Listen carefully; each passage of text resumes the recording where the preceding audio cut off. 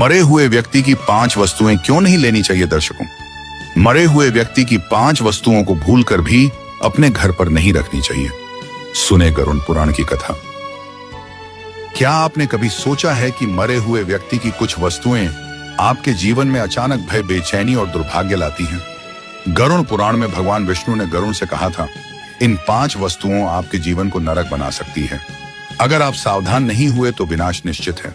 क्या आप जानना चाहेंगे कौन सी वो वस्तुएं हैं और क्यों इन्हें घर के अंदर रखना तो दूर, हाथ लगाने से भी दुर्गति निश्चित होती है? समय निकालकर यह कथा लास्ट तक जरूर सुने।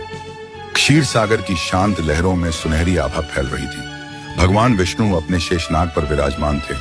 उनके चारों हाथों से करुणा और शक्ति का प्रकाश बह रहा था। वातावरण में दिव्यता थी, किंतु उसी शांति में आज एक प्रश्न जन्म लेने वाला था। गरुड़ देव, जो स्वर्ग लोक के सबसे तेजस्वी और भक्तिमान सेवक थे, वे भगवान के चरणों में आकर बैठे। उनके नेत्रों में आदर था, परंतु मन में जिज्ञासा भी। उन्होंने धीरे से कहा, प्रभु, मेरे मन में एक प्रश्न बार बार उठता है, पर मैं पूछ नहीं पाता, क्योंकि यह मृत्यु से जुड़ा है। भगवान विष्णु ने मुस्कुराते हुए कहा, गरुड़, मृत्यु भी तो जीवन का हिस्सा है।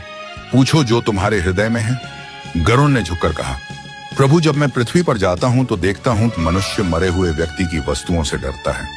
वे कहते हैं कि ऐसी चीजें अशुभ होती हैं। गरुड़ पुराण में मना है क्या? सच में मरे हुए व्यक्ति की चीजें लेने से दुर्भाग्य आता है? क्या उनमें कोई शक्ति या बंधन रह जाता है? विष्णु के नेत्रों में गंभीरता उतर आई। उन्होंने कहा, गरुड़, यह प्रश्न तुम्हारे मन में नहीं, हर उस आत्मा के मन में उठता है जो मृत्यु को रहस्य समझती है। मृत्यु केवल शरीर का अंत नहीं है, यह एक यात्रा का पड़ाव है। आत्मा देह छोड़ देती है, पर उसकी ऊर्जा, उसकी अधूरी इच्छाएं, उसके कर्म, सब कुछ समय तक उन वस्तुओं में बसते हैं। गरुड़ ने विस्मित होकर पूछा, प्रभु, क्या वस्तुएं भी कर्म धारण कर सकती हैं? विष्णु बोले, हाँ गरुड़, प्रत्येक वस्तु ऊर्जा से बनी है। जो व्यक्ति जिन वस्तुओं को प्रेम या मोह से उपयोग करता है, उनमें उसकी तरंगें समा जाती हैं। जब वह व्यक्ति शरीर छोड़ता है तो वे वस्तुएं उसी ऊर्जा के प्रभाव में रहती हैं। इसलिए गरुड़ पुराण में 5 वस्तुओं का त्याग करने की आज्ञा दी गई है।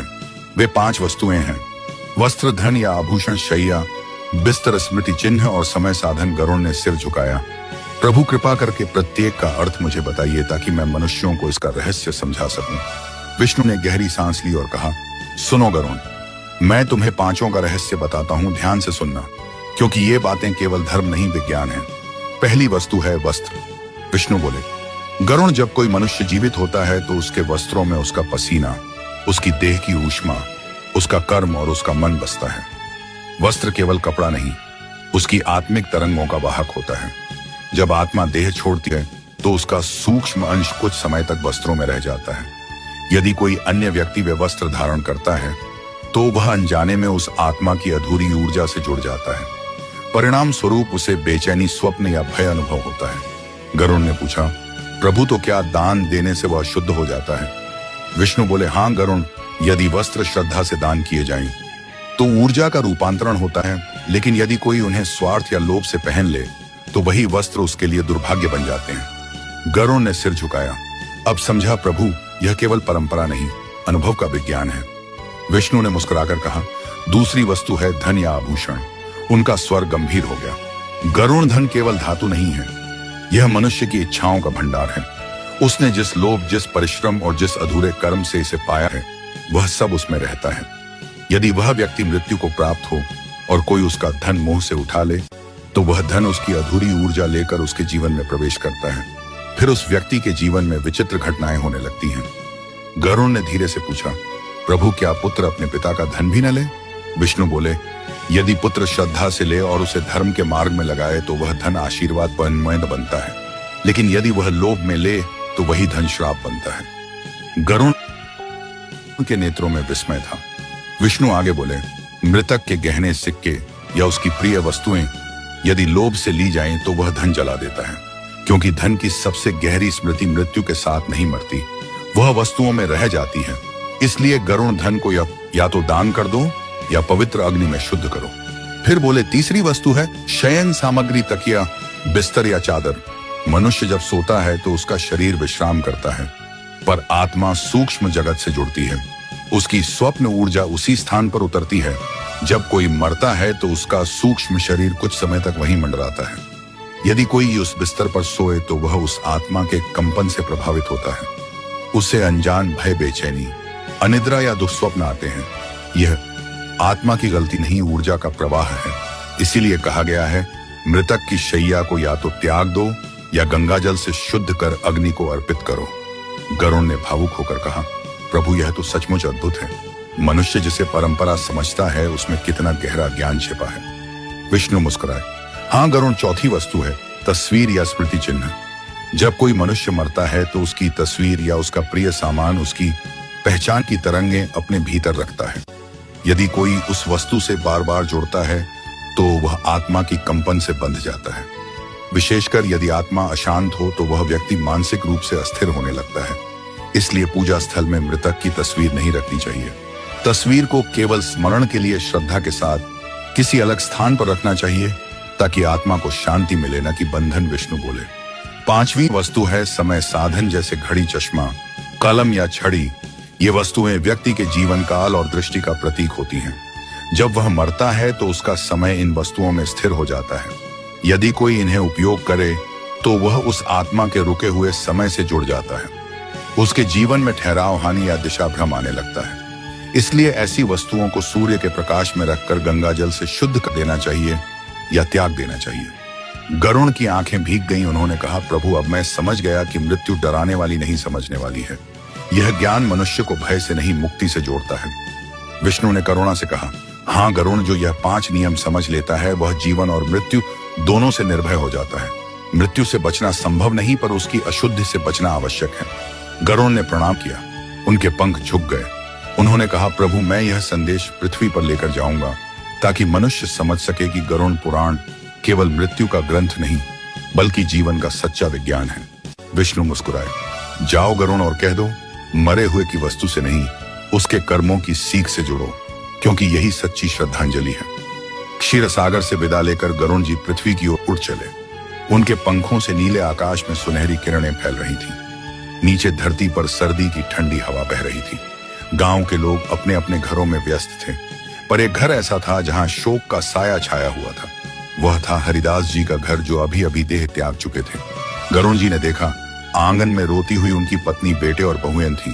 सामने एक दीपक टिमटिमा रहा था, जैसे आत्मा की अंतिम छिलमिलाती लौ।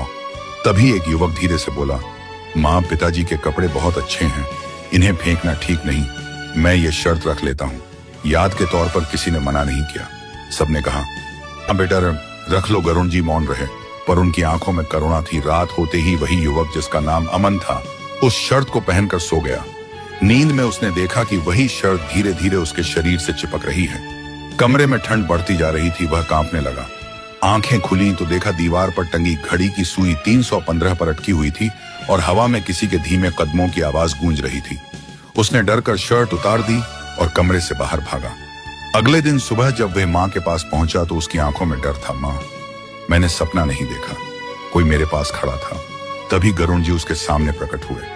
उनका स्वर शांत था पर शक्ति से भरा हुआ। बोले, अमन, जो वस्त्र तुमने पहने उनमें तुम्हारे पिता की अधूरी प्राण ऊर्जा थी। मृत्यु के बाद आत्मा थोड़ी देर तक उन वस्तुओं से जुड़ी रहती है। इसलिए भगवान विष्णु ने कहा था, मृतक के वस्त्रों को दान करो, उपयोग मत करो। अमन ने रोते हुए कहा, मुझे क्षमा करो प्रभु, अब मैं उन्हें गंगाजल से शुद्ध कर दान दूंगा। गरुण ने उसे आशीर्वाद दिया, अब तुम्हारे पिता की आत्मा शांत होगी। वह युवक झुक गया, आंसू बह निकले। हवा में एक हल्की सुगंध फैली, आत्मा मुक्त हो गई। कुछ दूरी पर दूसरा घर था, व्यापारी गोपाल दास का, जिसने हरिदास जी की मौत के बाद उनके घर से एक सोने की अंगूठी उठा ली थी। उसने सोचा, क्या फर्क पड़ता है, किसी को पता भी नहीं चलेगा। अगले ही दिन उसका व्यापार घाटे में चला गया। उसका बेटा बीमार पड़ गया। घर में कलह शुरू हो गई। तीसरे दिन वह अंगूठी उसकी उंगली से खुद गिर पड़ी और आग में जा गिरी। वह चीखा, कोई है, मेरी उंगली जल रही है। तभी गरुण जी वहां प्रकट हुए। बोले, गोपाल, तूने मृतक का धन लोभ से लिया। यह वही दूसरा बंधन है जिसके बारे में भगवान विष्णु ने चेताया था। धन केवल सोना नहीं होता, वह आत्मा के कर्मों का दर्पण होता है। जब तूने बिना अधिकार लिया तो तूने उस अधूरे कर्म को अपने जीवन से जोड़ लिया। गोपाल के आंसू बहने लगे। उसने कांपते हुए कहा, प्रभु मुझे क्षमा करो, मैं इसे दान में दूंगा। गरुण बोले, जाओ इसे किसी भूखे को दान दो, तभी शुद्धि होगी। उसने वैसा ही किया और कुछ ही दिनों में उसके घर की शांति लौट आई। अगले गांव में एक और घटना घट रही थी। विधवा महिला कमला देवी ने हरिदास जी का बिस्तर ले लिया था। उसने कहा, बेकार पटीडीदा है, मैं गरीब हूं, इस पर सो जाऊंगी। उस रात जब वह सोई तो उसे लगा कोई उसके पास बैठा है। उसने आंखें खोली तो बिस्तर खुद ब खुद हिल रहा था। हवा भारी हो गई थी, दीपक बुझ गया। कमला देवी डर गई, उठकर गरुण जी को पुकारा, हे प्रभु मेरी रक्षा करो। तभी गरुण जी प्रकट हुए, बोले, यह वही तीसरा बंधन है। कमला, मृतक की शैया में उसकी आत्मा की सूक्ष्म ऊर्जा रहती है। वह बिस्तर उसकी अथाक अधूरी सांसों का साक्षी होता है। जो उस पर सोता है वह उस आत्मा के कंपन को खींच लेता है। इसलिए शास्त्र कहता है, मृतक की शैया को त्याग दो या अग्नि में अर्पित करो।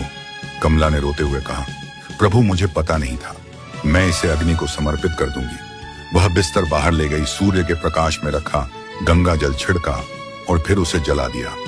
जैसे ही धुआं उठा, हवा में शांति भर गई। उसके बाद उसे कभी डरावना सपना नहीं आया। चौथे दिन गरुण जी एक युवक मोहित के पास पहुंचे। मोहित ने हरिदास जी की पुरानी तस्वीर दीवार पर टांग रखी थी। उसने कहा, मुझे वो बहुत प्रिय थे, मैं उन्हें हमेशा अपने सामने रखना चाहता हूं। रात में उसने सपना देखा कि हरिदास जी उसके पास बैठे हैं, मुस्कुरा रहे हैं, लेकिन उनकी आंखों में नमी है। बोले, बेटा मुझे जाने दो, मुझे बंद मत कर। अपने कमरे में सुबह उसने देखा कि तस्वीर खुद दीवार से गिरकर जमीन पर पड़ी है। तभी गरुण जी आए, बोले, मोहित यह वही चौथी वस्तु है। तस्वीर में आत्मा की पहचान का कंपन रहता है। जब कोई रोज उसकी ओर देखता है तो आत्मा की तरंग उसके मन से जुड़ जाती है। यदि आत्मा शांत न हो तो वह व्यक्ति के मन में दुख और अधूरापन भर देती है। इसलिए तस्वीर को पूजा स्थान में नहीं रखना चाहिए। श्रद्धा से स्मरण करो, पर बंधन मत बनाओ। मोहित ने झुककर कहा, प्रभु अब मैं इसे नदी के किनारे रख दूंगा ताकि उन्हें मुक्ति मिले। गरुण ने आशीर्वाद दिया और तस्वीर में चमक भर गई। अब केवल 5वीं परीक्षा बाकी थी। गांव के एक बुजुर्ग ठाकुर ने हरिदास जी की पुरानी घड़ी रख ली थी। बोले, अच्छी घड़ी है, समय बताएगी, लेकिन उस घड़ी की सुई हर रोज 315 पर रुक जाती थी। ठाकुर जी परेशान हो गए, उनकी तबीयत भी गिरने लगी। एक दिन उन्होंने गरुण जी को पुकारा, हे दिव्य दूत, मुझे बताओ क्या हो रहा है। गरुण बोले, ठाकुर यह वही 5वां बंधन है। समय साधन मरे हुए व्यक्ति के जीवन काल का प्रतीक होता है। जब आत्मा शरीर छोड़ती है तो उसके जीवन का अंतिम क्षण इन वस्तुओं में ठहर जाता है। जो इन्हें लेता है उसके जीवन का समय भी ठहरने लगता है। ठाकुर जी कांप उठे, बोले, प्रभु मैं इसे त्याग दूंगा। उन्होंने घड़ी को सूर्य की रोशनी में रखा, गंगा जल से धोया और मंत्र बोला, ओम नमो नारायणाय। घड़ी की सुई अचानक चल पड़ी और उसी पल ठाकुर जी की सांसें सामान्य हो गईं। पूरा गांव यह देखकर विस्मित रह गया। सब लोग गरुण जी के चरणों में झुक गए। बोले, प्रभु आज हमने समझा कि ये नियम अंधविश्वास नहीं बल्कि जीवन की रक्षा है। गरुण जी ने कहा, भगवान विष्णु ने जो कहा था वह आज तुम सबने अनुभव किया। मृतक की वस्तुओं में उसके अधूरे कर्म बसते हैं। उन्हें अपनाने से वही अधूरापन जीवन में प्रवेश करता है। इसलिए वस्तु नहीं, उसकी स्मृति को सम्मान दो, दान दो, प्रार्थना करो, पर मोह मत रखो। हवा में शांति फैल गई, दीपक की लौ स्थिर हो गई और आकाश में गरुण जी फिर ऊपर उठने लगे। उनके पंखों से सुनहरी किरणें फैली। आवाज आई, जो यह समझ लेता है वह न मृत्यु से डरता है न जीवन से भागता है, क्योंकि गरुण पुराण का ज्ञान डर नहीं मुक्ति है। मृत्यु से भय मत मानो, वस्तुओं से मोह त्यागो, स्मृति को सम्मान दो और जीवन को शांति और निर्भयता के साथ जियो। दर्शकों, इस कथा के प्रति आपका क्या विचार है? कमेंट बॉक्स में जय श्री हरि विष्णु अवश्य लिखें।